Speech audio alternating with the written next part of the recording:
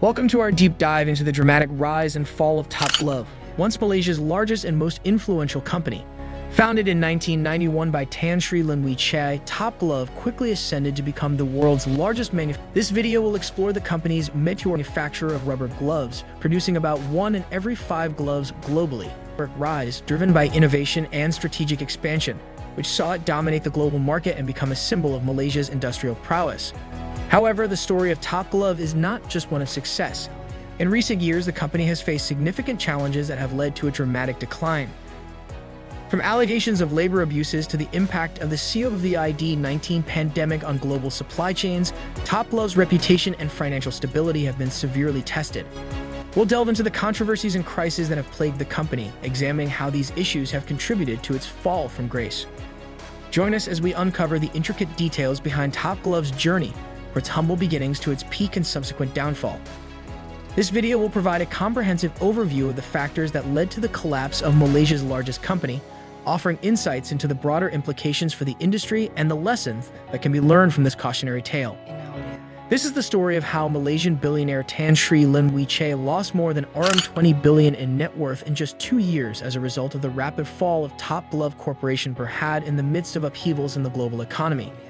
Top Glove is the largest maker of rubber gloves in the world, manufacturing approximately 1 glove out of every 5 gloves produced worldwide. We will unearth the history of Malaysia's rubber industry, the unknown backstory of the founder of Top Glove, and how the company rapidly expanded to become a global leader before falling from grace just as quickly. All of these topics will be covered in this article. An overview of the rubber industry in Malaysia and its lowly beginnings. A geologist in Singapore named Sir Henry Nicholas Ridley was the recipient of 70,000 rubber tree seeds that were smuggled into Malaysia from Brazil by Sir Henry Wickham in the year 1876. This marked the beginning of the development of rubber in Malaysia.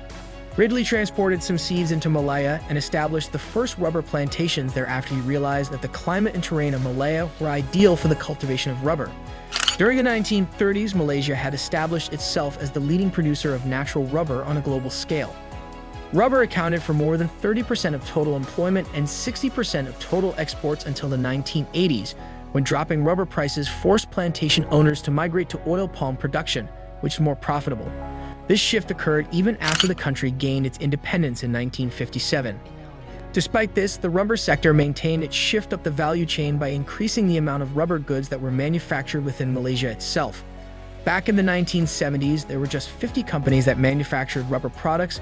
By 1984, that number had climbed to 168, the beginning of the Top Glove.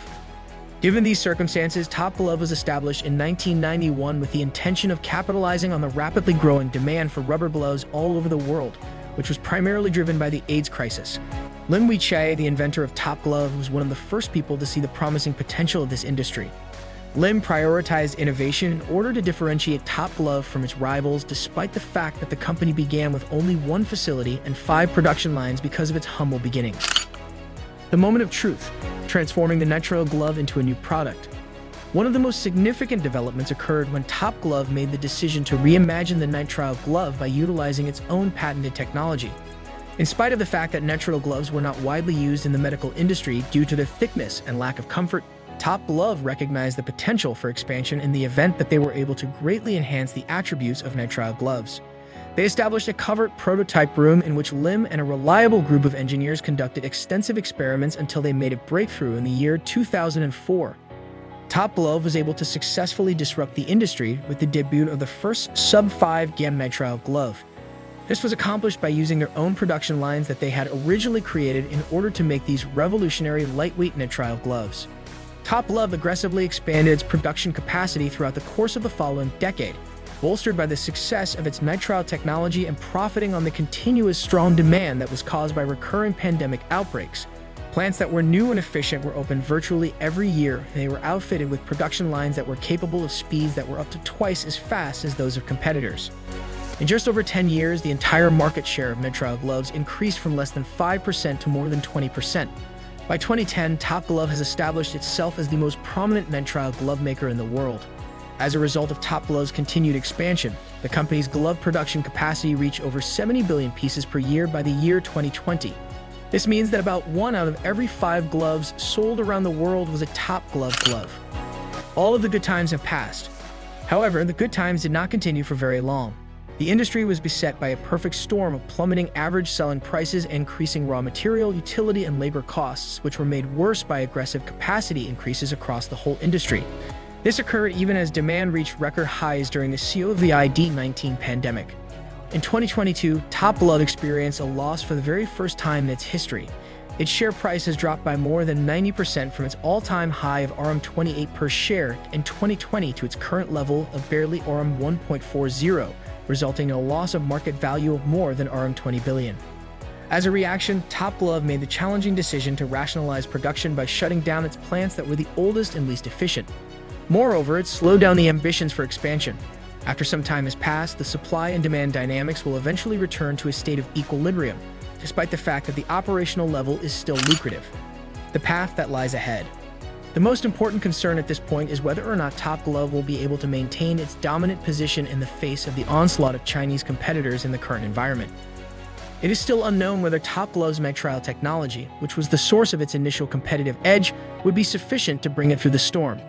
This is because stockpiled stocks and China's government subsidies have made it possible for newer Chinese players to sell gloves at prices lower than their original price. Final thoughts. To summarize, the long-term forecast for glove demand is still positive due to low per capita usage across the globe. However, it is anticipated that the industry will go through a period of lengthy consolidation over the course of the next 3 years before the next boom cycle begins. To add insult to injury, it is still unclear if Top Glove will be able to keep its pole position once this occurs. Thank you for joining us on this exploration of Top Glove's remarkable journey.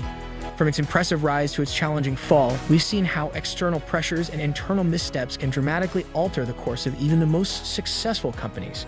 Top Glove's story serves as a powerful reminder of the complexities and risks inherent in global business. As we conclude, we hope this video has provided you with a deeper understanding of the factors that led to the decline of Malaysia's largest company. The lessons learned from Top Glove's experience are invaluable for businesses and entrepreneurs alike, highlighting the importance of ethical practices, adaptability, and resilience in the face of adversity. Don't forget to like, share, and subscribe for more insightful content. Stay tuned for our next video, where we'll continue to bring you in-depth analyses of the world's most fascinating business stories. Until then, take care and keep learning.